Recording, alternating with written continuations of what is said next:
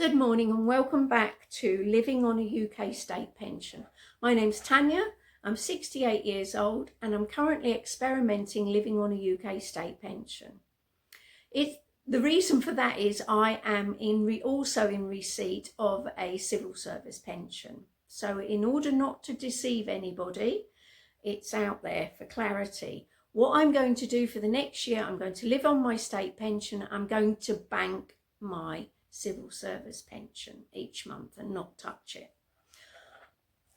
It doesn't matter what you're saving for, that's entirely down to you. I might need the money for a new car next year. I might need the money because I decide I'm going to have a facelift. I don't care. You do you. Whatever you need the money for, to buy a house, to pay for a knee op, because you know you're 2 years away from having a knee operation because of the current NHS waiting lists. You do you, whatever you need to save for. That's the most important thing. Anyway, one thing I did find when I left work at 60, I was going to be short on my state pension. The DWP said they wanted something like £6,000 to make up the shortage. So I wasn't in agreement in forking out £6,000 out of my hard-earned savings to make up the shortage, especially when my actual online, when you go online, if you join the government gateway, you can actually see all your national insurance history. And I had all the years, 42 years full payment, and yet I was still short, which didn't make sense to me at all. But they told me I was short and I had to accept them at their word. And I wasn't going to pay the 6,000 furthermore. So I then Googled, how do you make up a shortage in your state pension without actually physically having to hand over cash to the DWP. And I was taken to the Martin Lewis website. And something called Specified Adult Childcare Credit. Bit deceiving, the title of the benefit, but that's what it is. And basically, if you are a grandparent and you look after your grandchildren, I don't know about step-grandchildren, blended families and things like that. I was only interested from my point of view as a biological grandmother. I'm not dissing anybody, but that was my situation. So that's all I was interested in. So do go and look what the parameters are for claiming this, but it's well worth it if you've got a shortage. So anyway, the form came up online when I Googled it on the government website. I filled it all in online, and then you have to print it out because your daughter, son, whoever's children you look after, you have to get them to sign it. Now, you do not have to look after these children day in, day out. It could be high days, school holidays, you name it. It hasn't got to be week in, week out. I mainly came into play during the school holidays, when there was longer periods of time to look after the children. My shift work meant I was quite flexible because I often built up hours and I could take those hours off in advance. I had to book them well in advance. So yeah, but it helped both my girls out tremendously to do this. So yes, how it works is, from what my reading of it is, somebody might tell me I'm completely wrong. We all have almost like a silent credit. Like when we were younger, anyone in my age group, we got credited for staying at home and looking after our children, right? Not so much these days because people have to go back to work sooner because they have bigger mortgages. Everything is so much more expensive these days. But that credit sits there. If you're earning your national insurance in your own right, you don't use this credit. so it's available for somebody else to use. And this is what is credited to me when I claim for looking after my grandchildren during school holidays. So for 5.5 years it worked out at, the way my birthday falls, I was able to claim these childcare credits. In fact, I think the first year they backdated it by about 18 months. But I was always going to be short. The DW explained to me when they did a forecast later on, they said, unfortunately, even though each year you're making up the credits, you are still going to have a shortfall, unfortunately. So I said, right. But from what I gather, the £11 shortfall I've got is due to the fact when I actually opted out in my own right.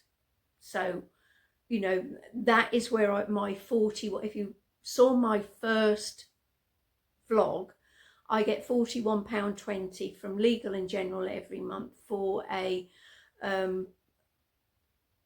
pension I paid into, and that the annuity that I bought with that pays me £41.20, which more than covers the £11 shortage that I've got because of opting out. So I'm slightly ahead of the game. But yeah, do go on, do print the form out, fill it in, send it off. There is a long wait before you hear anything, but as long as you fit the criteria, it's very simple. The form is very, very simple. Trust me. A couple of national insurance numbers, names, dates of birth, the names of the children you look after. They have to be under 12. So yeah, it's very simple, and it can get you your credits for any years that you're missing or your shortfall. So please do it.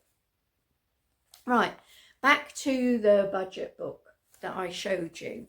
This budget book has got an awful lot of uses. Now, one of the things that I also use it for, not only do I write, you know, all my incomings and outgoings, I have a tab for British Gas, I have a tab for E.ON, I have a tab for my water board, I have a tab for EE, who my broadband is with, and my SIM card.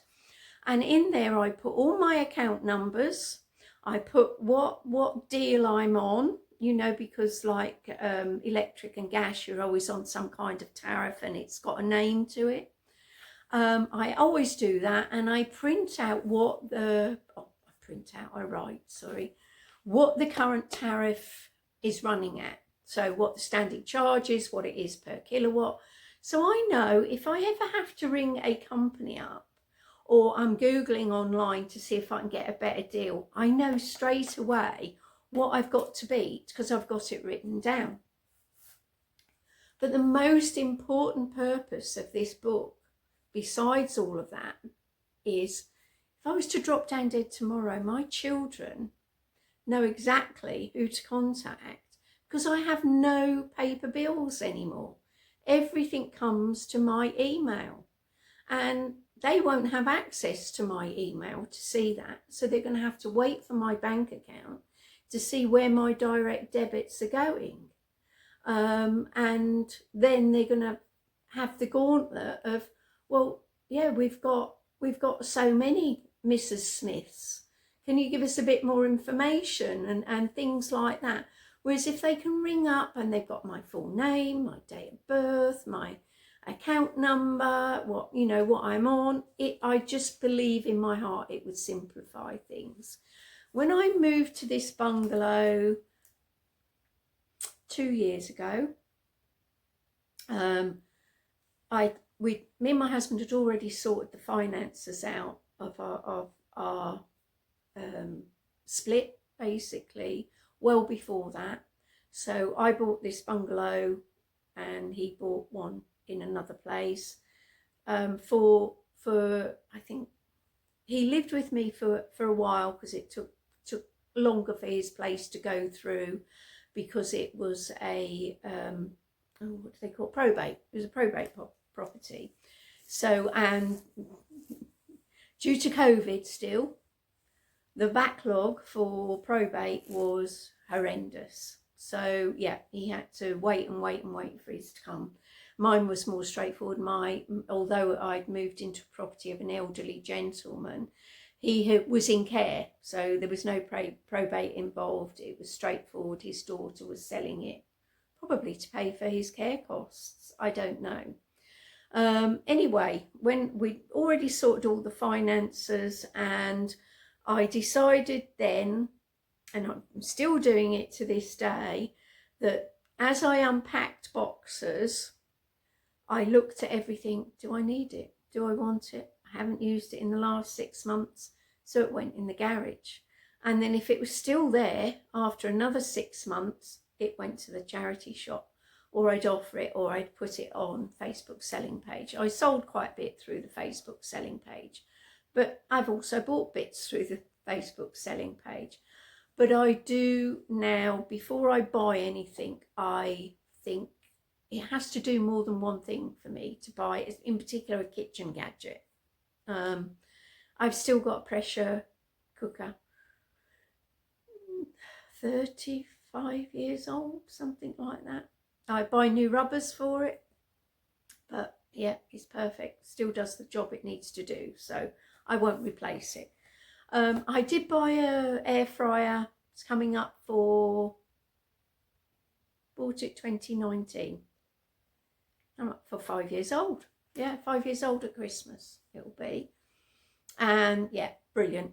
Wouldn't part with it. Right, in summary then, always check your state pension forecast well in advance of you retiring, so that you know if you've got a shortfall.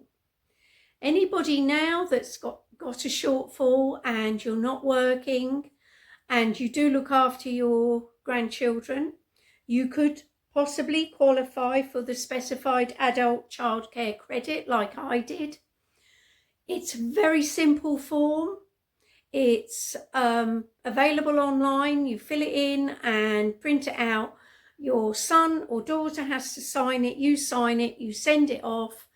You know, they have to fill in their details, as in their national insurance number, because you're using part of their credit. And yeah, and they'll let you know. They will let you know. There is a delay. I think I used to have to wait about 5 months before I got a reply.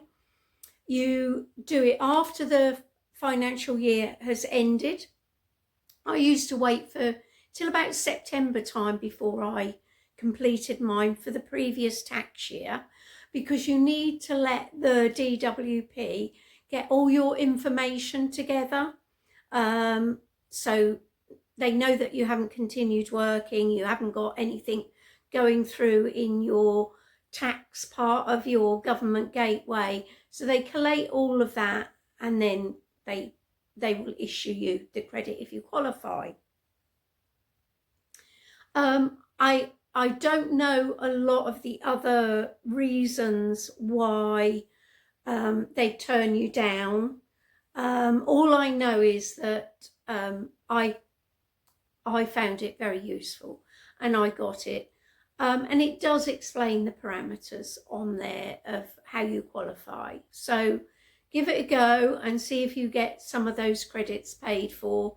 And you don't have to fork out of your own bank account for it. I mean, it saved me in the region of, £6,000 to £7,000. So it was well worth filling in that form and sending it off. So I hope this has helped somebody. And yeah, please like and subscribe. And I'll be back with other tips about saving money and having a frugal life in order to live on my state pension, basically. Bye-bye.